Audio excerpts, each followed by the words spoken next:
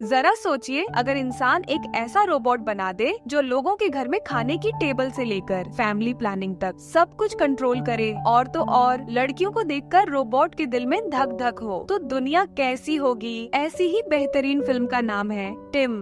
Film की शुरुआत में पॉल और उनकी वाइफ अब्बी को दिखाया जाता है, जो इंग्लैंड में अपने नए गांव के घर की ओर जा रहे होते हैं। अब अब्बी को पॉल की बेवफाई का पता चलने के बाद से उनकी शादी में थोड़ी अनबन चल रही है। फिर भी अब्बी उसे इस नई जगह पर एक और मौका देने का फैसला करती है। इसके साथ ही वे दोनों अपने रिश्ते को मजबूत करने की उम्मीद में बच्चे पैदा करने का प्लान बना रहे होते हैं। कुछ ही समय बाद वे नए घर पर पहुँचते हैं, जहाँ एक रिसेप्शनिस्ट उनका स्वागत करती है और उन्हें उस प्रॉपर्टी का टूर कराती है। अब ये घर पूरी तरह से स्मार्ट होम होता है, जिसे फोन से कंट्रोल किया जा सकता है। इस घर में हर एक कोने पर सिक्योरिटी कैमरा और कमरे एकदम ही चमक रहे होते हैं। ये देखकर दोनों फूले नहीं समाते, और यहाँ तक कि अपने आने वाले बच्चे की नर्सरी के लिए खाली कमरों में से एक कमरा भी चुन लेते हैं। अगले दिन अभी काम के लिए निकल जाती है और अब पता चलता है कि वह एक मल्टीनेशनल कंपनी में रोबोटिक्स इंजीनियर है। लेकिन अपनी नौकरी छोड़कर ग्रामीण इलाकों में चले जाने के बाद पॉल फिलहाल बेरोजगार है। अब जब अभी काम पर आती है तो उसका बॉस एक एडवांस डीप फेक टेक्नोलॉजी को दिखाता है, जो किसी का हूबहू नकल कर सकती है। इसके बाद उसका बॉस कहता है कि जब वह आज रात घर जाएगी तो एक सरप्राइज उसका इंतजार कर रहा होगा। काम पर एक लंबे दिन के बाद अभी घर लौटती है और पॉल उसे बताता है कि उसके लिए कुरियर आया है। वे दोनों पैकेज खोलने जाते हैं और ये देखकर आश्चर्यचकित रह जाते हैं कि उसमें बिल्कुल इंसान जैसा दिखने वाला एक रोबोट है। पॉल का दिल तो बिल्कुल धक धक करने लगता है, लेकिन अभी बताती है कि इसका नाम टिम है, जिसका मतलब है टेक्नोलॉजिकल इंटीग्रेटेड मैन सर्वेट। इसके साथ ही वह दावा करती है कि यह उनकी कंपनी का लेटेस्ट इन्वेंशन है और हर एक कर्मचारी को कुछ दिनों की ट्रेनिंग के लिए दिया गया है। अब यह सुनकर पॉल को अपने घर के अंदर एक अजीब रोबोट के होने से थोड़ी दिक्कत होती है, लेकिन अपनी लेडी बॉस के जिद पर वह उसे रखने के लिए मान जाता है। इसके बाद अभी टिम को एक्टिवेट करती है, तो टिम उनका स्वागत करता है और अपना परिचय देता है। फिर वह दोनों से उनके सभी सामानों और खातों के पासवर्ड बताने का रिक्वेस्ट करता है, ताकि टिम सभी कामों में उनकी सहायता कर सके। अब पॉल इससे चिढ़ जाता है, इसलिए अब्बी सुझाव देती है कि वे इसे कल करेंगे। इसके बाद दोनों अब्बी के बॉस के घर पर एक पार्टी में शामिल होने के लिए तैयार हो जाते हैं। टिम उनके लिए एक कंपनी की कार मैनेज करता है, जो बिना ड्राइवर के खुद चलती है। जब दोनों पार्टी में पहुंचते हैं तो वे कई टिम जैसे रोबोटों को देखते हैं। तभी अब्बी को उसका बॉस एक तरफ ले जाते हैं, जबकि पॉल बेचारा अकेला रह जाता है। फिर अब्बी टिम को भेजने के लिए अपने बॉस को धन्यवाद देती है और बताती है कि उसका हस्बैंड इसे रखने में झिझक रहा था। हालांकि बॉस जवाब देता है कि इसे रखना हर किसी के लिए कंपलसरी है। उसका कहना होता है कि अगर उनके अपने कर्मचारी ही टिम का यूज नहीं करेंगे तो उनके प्रोडक्ट्स को बढ़ावा कैसे मिलेगा। अब पार्टी शार्टी करने के बाद जब दोनों घर लौटते हैं तो वे तुरंत अपने बेडरूम में चले जाते हैं और अपना प्राइवेट टाइम एंजॉय करते हैं। लेकिन टिम अचानक उन्हें रोकता है और पूछता है कि यह क्या हो रहा है, क्योंकि अभी की हार्ट रेट तेजी से बढ़ रही होती है। इसलिए टिम को लगता है कि कुछ तो गड़बड़ है। हालांकि